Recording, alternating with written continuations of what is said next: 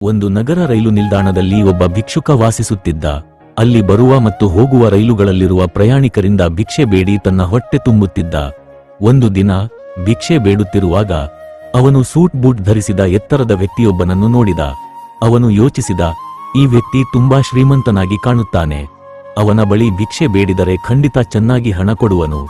ಆಗ ಅವನು ಆ ಎತ್ತರದ ವ್ಯಕ್ತಿಯ ಬಳಿಗೆ ಹೋಗಿ ಭಿಕ್ಷೆ ಬೇಡಿದ. ಆದರೆ ಆ ವ್ಯಕ್ತಿ ಕೇಳಿದ, ನೀನು ಯಾವಾಗಲೂ ಬೇಡುತ್ತೀಯ, ಆದರೆ ಯಾವಾಗಲಾದರೂ ಯಾರಿಗಾದರೂ ಏನಾದರೂ ಕೊಟ್ಟಿರುವೆಯಾ?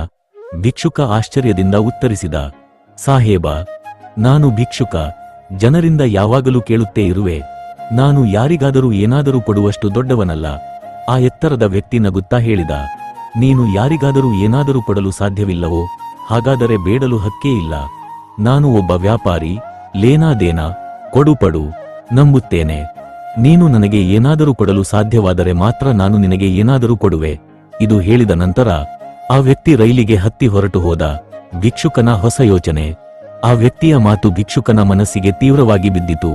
ಅವನು ಯೋಚನೆ ಮಾಡತೊಡಗಿದ, ನಾನು ಹೆಚ್ಚು ಹಣಕ್ಕೆ ಭಿಕ್ಷೆ ಬೇಡಲಾರದ ಕಾರಣ ಏನು?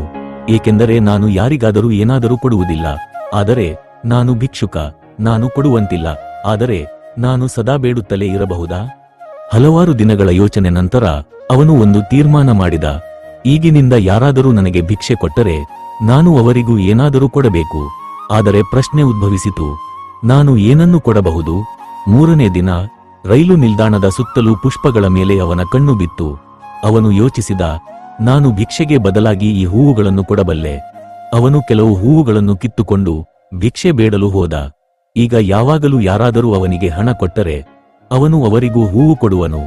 ಜನರು ಆ ಹೂವುಗಳನ್ನು ಸಂತೋಷದಿಂದ ತೆಗೆದುಕೊಂಡರು. ಕೆಲವು ದಿನಗಳಲ್ಲೇ ಅವನು ಗಮನಿಸಿದ, ಜನರು ಈಗ ಹೆಚ್ಚು ಹಣ ಕೊಡುವರು. ಆದರೆ ಹೂವುಗಳು ಮುಗಿಯುವ ಹೊತ್ತಿಗೆ ಭಿಕ್ಷೆಯ ಪ್ರಮಾಣವು ಕಡಿಮೆಯಾದ್ದು. ಒಂದು ದಿನ ರೈಲಿನಲ್ಲಿ ಅವನು ಮತ್ತೆ ಆ ಎತ್ತರದ ವ್ಯಕ್ತಿಯನ್ನು ನೋಡಿದ. ಆ ಭಿಕ್ಷುಕ ಅವನ ಬಳಿಗೆ ಹೋದ ಮತ್ತು ಹೇಳಿದ, ಇಂದು ನನ್ನ ಬಳಿ ನಿಮಗೆ ಕೊಡುವ ಹೂವುಗಳಿವೆ. ನೀವು ನನಗೆ ಭಿಕ್ಷೆ ಕೊಟ್ಟರೆ ನಾನು ನಿಮಗೆ ಹೂವು ಕೊಡುತ್ತೇನೆ.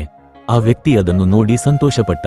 ಅದ್ಭುತ, ಈಗ ನೀನು ನನಗೆ ಹೂವುಗಳನ್ನು ಮಾರುತ್ತಿದ್ದೀಯಾ? ನೀನು ಒಬ್ಬ ವ್ಯಾಪಾರಿ ಆಗಿದ್ದೀಯಾ? ಇದು ಕೇಳಿದ ಮೇಲೆ ಭಿಕ್ಷುಕ ಮತ್ತೊಮ್ಮೆ ಆತನ ಮಾತುಗಳನ್ನು ಆಳವಾಗಿ ಯೋಚಿಸಿದ.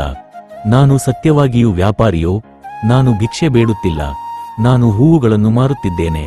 ಈ ಬದಲಾವಣೆಯ ಅನುಭವದಿಂದ ಅವನ ಮನಸ್ಸು ಪ್ರಜ್ಞೆಯಾಯಿತು. ಅವನು ನಿರ್ಧರಿಸಿದ, ನಾನು ಭಿಕ್ಷುಕನಲ್ಲ, ನಾನು ಒಬ್ಬ ವ್ಯಾಪಾರಿ.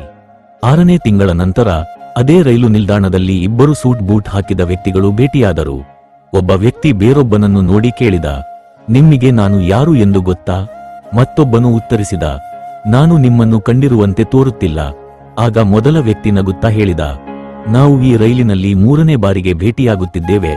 ಮತ್ತೊಬ್ಬನು ಚಕಿತಗೊಂಡು ಕೇಳಿದ, ನಾವು ಹಿಂದಿನ 2 ಬಾರಿಯೂ ಭೇಟಿ ಮಾಡಿದ್ದೇವೆ.